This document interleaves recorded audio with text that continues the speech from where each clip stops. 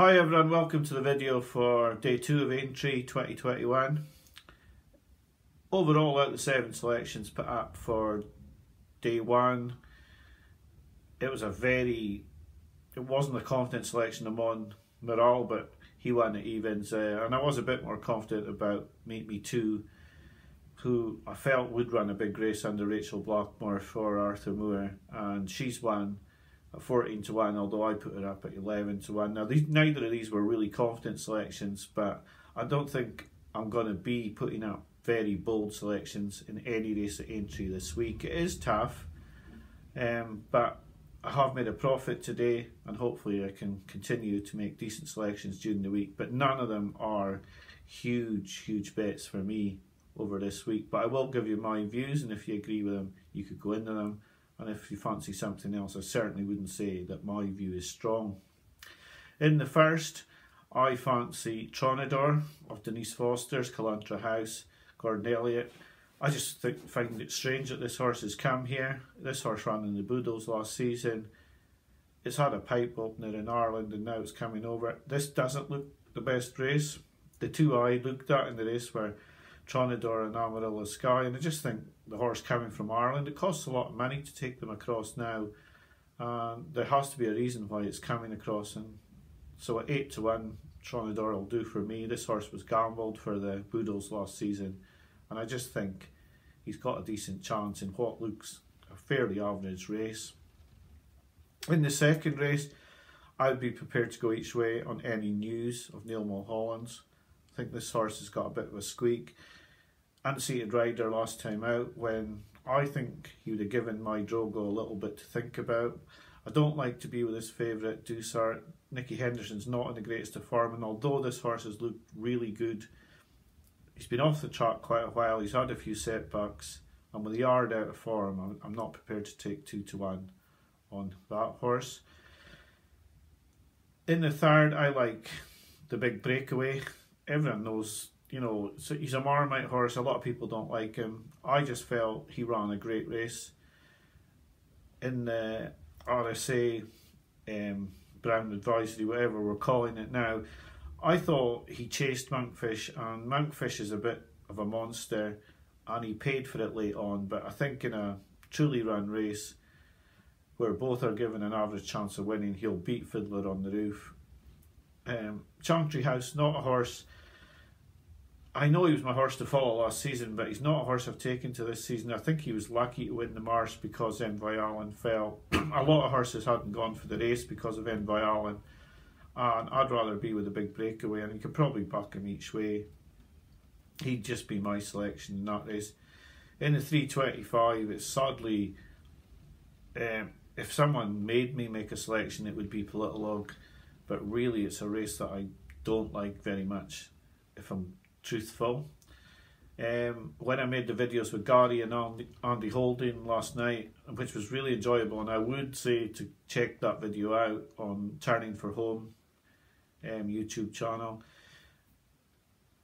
I said that I would have knocked, and probably is my best bet of the day, and it's a strange race to have your best bet of the day, but I like Livelovelaugh of Willie Mallins. I know he's the favourite, but he's 7 to 1. I think he's been laid out for this race. I think this is the perfect race for him. He jumps really well, and I think he's got a very good chance of winning this. We saw what happened with Billoway today, but even at that, Billoway nearly got placed. I think Livelovelaugh jumps so much better than Billoway. I don't think he'll get out of his ground. I think he's got a decent chance. 7 to 1, he'll do for me each way. I know he's the favourite, but I still think he's a half decent price at that 7 to 1. I like Gallyhill in the next race. I know I've slated Nicky Henderson's. I don't want to be with Brave Man's Game. I think he had a tough race in the Ballymore. People are saying he'll like to go further, but I just think he's had a tough race, and I think he might have. I just don't want to be with him at 7 to 4. He's a bit short, and I'd rather be with Gallyhill, who was my horse to follow this season. I was disappointed when he was beaten at Ascot, really disappointed. But he's been saved for this race rather than going for the Ballymore or the Albert Bartlett. and I think he's a decent price. It's all about value. When I said I didn't want to be with Dusart at 74 because of the stable form, and I don't want to be with Aintree House because he's a favourite, but when you're getting a better price about a horse who you think's good, like Gallyhill's 10-1, then I'm prepared to go in on a Henderson horse. I am worried about the stable form, but the price compensates at 10-1. And in the last, it would be another very, very not confident selection, but the Widdow Maker would be my selection, but it would be tentative, and I wouldn't really be telling anybody to rush in on him. I think if I had to rate the bets, I would say that probably the most confident I would be the Big Breakaway, to be honest, or Livelovelaugh. Probably one of those two, but I definitely wouldn't be shouting from the rooftops about Politologue or the Widdow Maker. Those are my selections for tomorrow. Like I say, it's not a day where I'll be having any big bets, but I've put my view up. Hopefully a few people backed Me Too Please 14-1, because he was a huge price, she was a huge price on the exchanges, and you know, it was just a strange jockey booking Rachel Blackmore for a horse she does, for a stable she doesn't ride for. And this is the sort of things you got to be looking for at Aintree. It is costing a lot of money to take the Irish horses over, so you've got to factor that in. It was a strange horse, Arthur Moore, taking one over for a mare's pamper. And I am looking for things like that, but obviously there may be a few in each race.